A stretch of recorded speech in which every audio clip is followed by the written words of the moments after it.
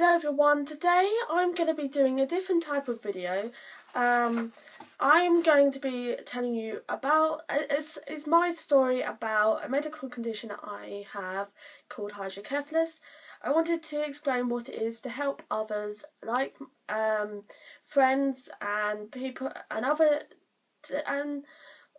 to explain to friends what it is and to help other people with it so they can relate, or they've been newly diagnosed with it so that they can help, so they don't feel alone and they find someone who they can relate to. So I thought I'd go through that. So I've written some notes on it. I actually have quite a lot of notes just because I forget a lot of stuff and it's just easier for me to write it all down, research it, and then right, just so you guys know. So I'm looking down, I'm only looking at my notebook. All these notes are mine. I've written them, so they aren't, this video, it will be slightly scripted, but all the words are mine, so I'll just make that clear. So what is hydrocephalus? Hydrocephalus is a build-up of fluid on the brain, and it's an excess fluid. The excess fluid puts pressure on the brain because it can't drain properly, so it's like a blockage basically, and which can damage it. So for me it's damaged a bit where the maths and the kind of stuff like that work, and size, lots of little things there. Maths is one of the biggest because I cannot work out maths to save the life of me. It's just literally, I will progress in maths but not as fast as someone else, so it will take me ages. So like someone could probably go from like an E grade with perfect tutoring and stuff to a C, and then there's me that's just kind of creeped up every once in a while. It doesn't matter what, it's just because of the way the condition is like. So what are the long-term complications of hydrocephalus? Learning disabilities, as I said, some maths and understanding things and stuff like that. Impaired speech. For me, sometimes I cannot pronounce words as much, and I don't know whether when I was little maybe it was worse. I can't remember, as that was probably 10 years ago now. So problems with organisation skills. Yep, because literally everywhere's a mess. My room's a mess. Everything's a mess. I find organising really difficult, and that's probably one of the main things. Short attention span. I don't know whether I do or not. I probably do, but visual problems. As I said, I wear glasses. I have something called a squint, which is why I wear glasses. So my glasses are slightly wonky, so that's why I keep trying to adjust them. Problems with physical coordination. Yeah, sometimes I kind of lose balance and stuff and fall over and stuff like that. So yeah, there's some, and memory problems as well. So sometimes I just can't remember if I've said something to you and I say it again, I just can't remember if I've said it or not. Symptoms of hydrocephalus. So this is probably when you were a baby. There are other ones, but this is what it probably is.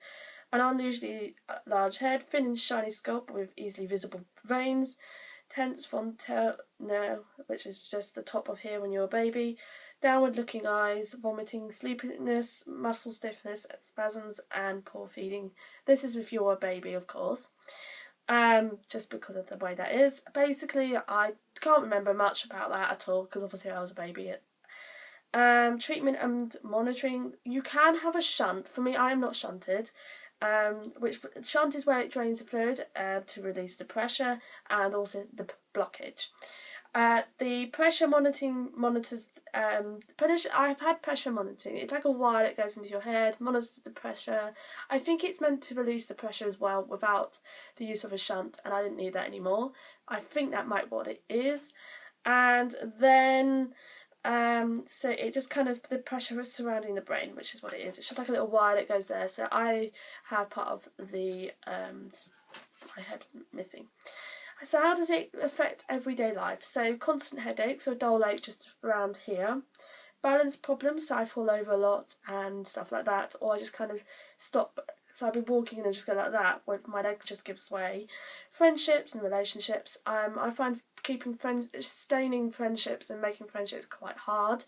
Often I don't know why that person might have, broken friends with me, or I don't see the signs as easily.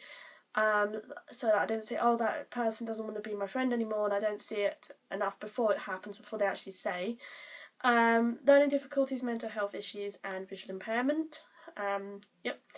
So what was hydrocephalus like as I was growing up? From 18 months to 9 years, I was in and out of hospital, only for 2 days to do pressure monitoring, so it's only an overnight, as much as I can remember. But I was quite young. However, I was the last time I was in hospital, I was 9. I had an operation where a wire-like thing was in my brain, put around my brain or near my brain, monitoring the pressure in my head. Often I hated it, as this led to a fear of needles, because it was quite often that it happened up until I was 9. I was going under anaesthetic, which for me anaesthetic's like a fake sleep, so I don't dream. It's just everything's just black and I can't hear anything. I was discharged to change. However, there was no change, and it was just kind of borderline pressure, so they just decided to discharge me. However, now I suffer from visual impairment, so colour my glasses, I can't see without them very well. Headaches, migraines, severe anxiety, balance, organisation, making and keeping friendships. I also suffer from problems and back problems, and chorion malformation. This isn't a label, and I'm not weird, I'm normal, just with some extra bits and bobs, which is why I like to be treated as I am, and as any other normal person, because I am. Yeah, so basically that's the case, and yeah, moving on, why do I struggle with keeping and making friends? I've always found making friends quite hard, like over the years. Sometimes it's been quite difficult. I always find keeping them the hardest, because I think it's because of the lack of awareness and the people's responses. Like I said before, like I don't quite know. I see sometimes they will do something, and I don't recognise that as a negative thing. It's a physical body language. Input signals to stop or move on, or I feel like I'm different and people can see it too, get stuck saying the same things over and over and again, wrong time or place, not often. And lastly, finding ways to respond properly is my greatest struggle. So I can't say something back and it will work, or that person will see it as like, oh, she's upset. It doesn't always work, which is the problem. I can't really say to someone, stop, I don't like that, because I don't feel I'm too kind, and I don't really want to. The other thing is I don't intentionally mean to repeat myself, because that's actually part of the condition. I was reading that up last night, making sure that this video is going to be perfect. I'm sorry if I keep looking down, it is literally because I'm looking at my notes, just to make sure that everything is fine. The thing is, and so the repeating myself over and over again. Sometimes I don't always do it. Sometimes I just ask you how your day was, and I've already probably said it like 2 times, something like that. But I actually can't. I can't remember it. If I've said it, neither can I work out if it's normal. It can annoy people, making them not want to be around me, which has happened quite a few times. However, people who can see over it can often relate to me, which I appreciate a lot. I also don't interpret conversations very well. Neither understand or physical cues that the person is annoyed, so that's quite a difficult one. I find that's happened, that I haven't recognised what I've done, or if I said something, I don't recognise that that's wrong, I'm just being honest. How does hydrocephalus play in with mental health? I suffer from severe anxiety and severe panic attacks. It comes down to the social side of hydrocephalus, where I overthink. Talking properly to people is overthinking. I said something wrong, the fear, and also fears. I'm going to lose people, vomiting fear, needles and boats. There's a lot more on that video about that. I do have a video, so I'll be leaving that link down below, along with some other links as well to do with this. So, what is chorion malformation 1? Chorion malformation 1 is where the brain is pushing down onto the spinal cord. It causes symptoms such as headaches, neck pain, dizziness, balance problems, muscle weakness, blurred vision, swallowing problems, feeling sick, being sick, and difficulty sleeping. Balance, headaches and dizziness, and neck pain. Neck pain I don't get. Just adjust that. So yeah, I don't get that quite a lot. It just doesn't happen sometimes. Do I have a shunt? Any complications with it now? I don't have a shunt, never had one, because I started showing signs that I needed one. However, my brain stabilised, and I'm now 19 since that happened.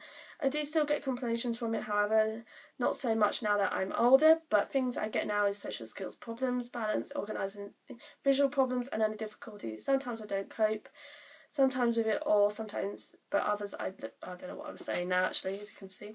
So yeah, that's basically probably, mostly they're only small things now. The medical side of it isn't really there. I still go to doctor appointments, but I think I'm only having one more doctor appointment with that. Back problems still get, like the scoliosis, lordosis thing, I still go to the doctor about it and have a physical therapy as well. How do I like being treated? Probably make this clear, but I am a normal person. I may sometimes be weird, which is just me because I just decided to do that, but I am like anyone else my own age, and I don't want to be labelled something that I'm not, so like I'm not something to do. We're all different with this condition. I am just who I am. So thank you for watching my video. I will leave a link down to the charity Shine, which is for hydrocephalus, in the box if you would like to message them or just research more on the condition. I'm sorry that I was looking down the entire time. As I said throughout the video, I was reading through my notes, and my notes are my own words, so anything I'm reading out is what I've said. I've also researched certain parts just to make sure that I've got it correct from what I can remember and what my mum has said to me about it as well. So thank you for watching my video. I hope you enjoyed it, and I'll see you next time for a different type of video. More of a makeup glam look, bronzy, something for the summer. So thank you for watching. Bye.